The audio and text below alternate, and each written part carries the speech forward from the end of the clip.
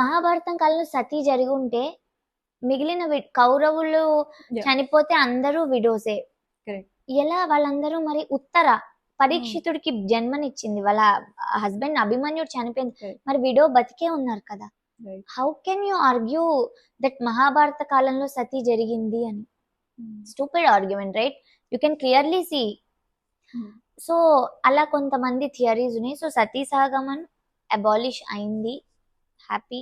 But ఇంకోటి కొత్తది start అయింది, this widow rituals and all, treating widows badly. So ఇదనేది నడుస్తూనే ఉంది. మనం చూస్తుంటే నాకు ఒక్కొక్కసారి అనిపిస్తుంది వీళ్ళ బాధ చూస్తే, అట్లీస్ట్ సతీ ఒక్కసారి చచ్చిపోతే అయిపోతుంది.